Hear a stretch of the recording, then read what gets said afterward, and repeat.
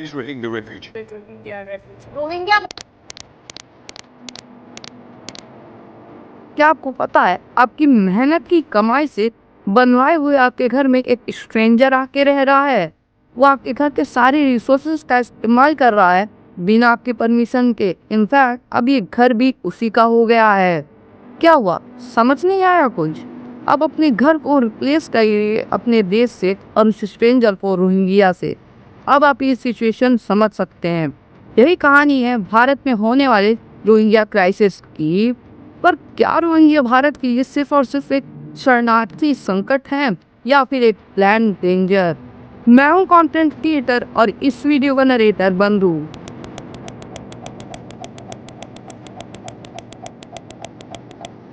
सबसे पहले पिछली वीडियो पे इतना सपोर्ट दिखाने के लिए थैंक यू। हम पहले बुलेट पॉइंट्स को जान लेते हैं। रोहिंग्या कौन है? ये भारत ही क्यों आए? कैसे रोहिंग्या भारतीय संसाधनों का गलत इस्तेमाल कर रहे हैं? क्या रोहिंग्या भारत के लिए टेररिस्ट थ्रेट है?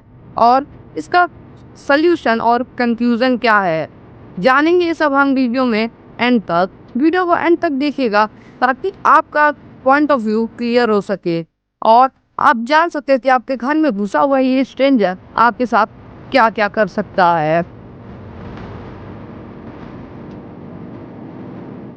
रोहिंग्या समुदाय म्यांमार के रेखाइन प्रांत से बिलोंग करता है, पर म्यांमार सरकार इन्हें अपना नागरिक नहीं मानती है। वे इन्हें बांग्लादेशी बताती है।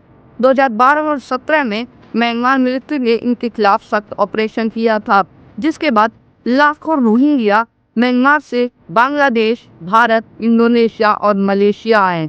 पर सीधे भारत ही क्यों? कारण है इसके।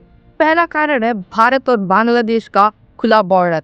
भारत और बांग्लादेश के बीच का बॉर्डर पूरी तरीके से सील नहीं है, इसीलिए कई सारे रोहिंग्या बांग्लादेश से भारत में चोरी छुपे आते हैं। अभी कुछ ही दिन पहले एक बांग्लादेशी यूट्यूबर ने भारत में अवैध तरीके से कैसे घुसे इसका ट्यूटोरियल वीडियो डाला था। मतलब कि 4097 किलोमीटर की बॉर्डर मजाक बन चुकी है। दूसरा कारण है भारत में छुटने के आसान अवसर। देखिए, भारत में फर्जी दस्तावेज बनवाना बहुत आसान है। आए दिन खबरें आती हैं कि कोई नकली आधार कार्ड बनवाने वाला पकड़ाया गया। आधार कार्ड, वोटर आईडी और राशन कार्ड बनवाना आपके लिए मुश्किल हो सकता है, इनके लिए नहीं। तीसरा कारण है पॉलिटिकल पेट्रोनेज, यानी कि राजनीतिक संरक्षण। कई सारी पॉलिटिकल पार्टियां इन्हें अपने वोट बैंक के तौर पे यूज करती हैं। दिल्ली, वेस्ट बंगाल और जम्मू में ये एक बहुत बड़ा वोट बैंक बन चुके हैं। डर की पॉलिटिक्स। लेकिन सवाल ये उठता है कि भारत में आने के बाद कर क्या रहे हैं, ये हम जानेंगे दूसरे चैप्टर में। सवाल ये उठता है कि रोहिंग्या भारत में आके कर क्या रहे हैं। सबसे पहले खाद्य संसाधनों का गलत उपयोग। रोहिंग्या ने भारत में नकली वोटर आईडी, आधार कार्ड और राशन कार्ड बनवा लिया है, जिसकी वजह से जो सुविधाएं सरकार भारत के आम नागरिकों को देती है वो सुविधाएं अब इन्हें मिल रही है। दूसरा है अवैध मामलों में शामिल होना। कई सारे रोहिंग्या ग्रुपों ने नकली दस्तावेज बनाना शुरू कर दिया है। ये भारत में नकली आधार कार्ड और पासपोर्ट बनवा रहे हैं। इनफैक्ट कई सोर्सेस से ये भी पता चला है कि कई सारे रोहिंग्या ग्रुप्स ड्रग्स की स्मगलिंग और ह्यूमन ट्रैफिकिंग में भी शामिल हैं। तीसरा है रोजगार छीनना। इंडिया की कई सारी लेबर जॉब्स को रोहिंग्या छीन रहे हैं, क्योंकि इनकी आबादी बढ़ रही है और ये लेबर जॉब्स इंडिया में जो इंडिया के लोग करते हैं वो उनको छीन रहे हैं। पर इतने सारे रीजंस के बावजूद भारत सरकार इन्हें बाहर क्यों नहीं निकाल रही है, जानेंगे हम अगले चैप्टर में। अब सवाल ये है कि सरकारें रोहिंग्याओं को बाहर खदेड़ती नहीं पा रही हैं। इसके पीछे कई वजहें हैं। सबसे पहले यूनाइटेड नेशंस और कई सारी इंटरनेशनल ह्यूमन राइट्स ऑर्गेनाइजेशंस का प्रेशर। बड़ी बड़ी ऑर्गेनाइजेशंस ने इंडिया पर प्रेशर डाल रखा है ताकि वो रोहिंग्याओं को बाहर ना निकाल पाए। दूसरा रीजन है वोट बैंक पॉलिटिक्स। इंडिया की कई सारी पॉलिटिकल पार्टीज रोहिंग्याओं को पेट्रोनेज दे रही हैं ताकि वो इनका बाद में वोट बैंक पॉलिटिक्स के लिए यूज कर सके। तीसरा रीजन है म्यांमार और बांग्लादेश का इनको एक्सेप्ट ना करना। म्यांमार इन्हें अपना नागरिक मानता नहीं है और बांग्लादेश इन्हें वापस लेना नहीं चाहता है। पर क्या रोहिंग्या सिर्फ और सिर्फ एक शरणार्थी संकट है या फिर भारत के लिए एक आतंकवादी खतरा, जानेंगे हम अगले चैप्टर में।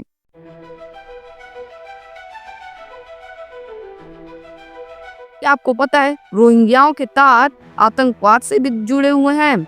सबसे पहले अरसा यानी कि अरखान रोहिंग्या सैल्वेशन आर्मी, ये संगठन रोहिंग्याओं को म्यांमार में जिहाद की ट्रेनिंग देता है।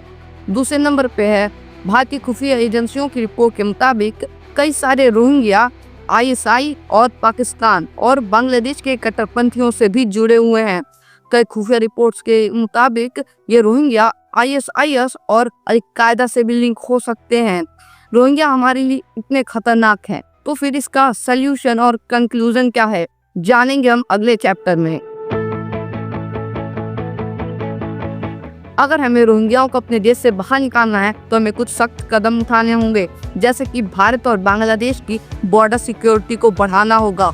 अपने देश में रोहिंग्याओं की पहचान करनी होगी और म्यांमार और बांग्लादेश से डिप्लोमेटिक बातचीत करके उन्हें डिपोर्ट करना होगा।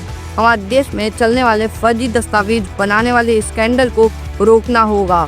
साथ ही साथ ये जितने भी सारे डॉक्यूमेंट्स होते हैं, जैसे कि आधार कार्ड, वोटर आईडी और राशन कार्ड, इनको बनने में जो वेरिफिकेशन प्रोसेस का यूज होता है उसे और भी लंबा और हार्ड करना पड़ेगा। हाँ, इससे आम जनता को दिक्कत तो होगी, थोड़ा टाइम भी ज़्यादा लगेगा, पर इनसे मिलने वाले प्रॉफिट सिर्फ हमारे देश की जनता को मिलेंगे। अगर हम चाहते हैं कि ये सारी चीज़ें हमारे कंट्री में इम्प्लीमेंट हों तो हमें प्रेशर बनाना पड़ेगा। अगर यूनाइटेड नेशन जैसी ऑर्गेनाइजेशन हमारे देश पर प्रेशर बना के रोहिंग्याओं को हमारे देश में रोक सकती है, तो हम आम जनता भी सरकार पे प्रेशर बना के इन्हें देश से बाहर निकाल सकते हैं। अंत में मैं यही कहना चाहूँगा, अगर देश को बचाना है तो जागरूक बनो।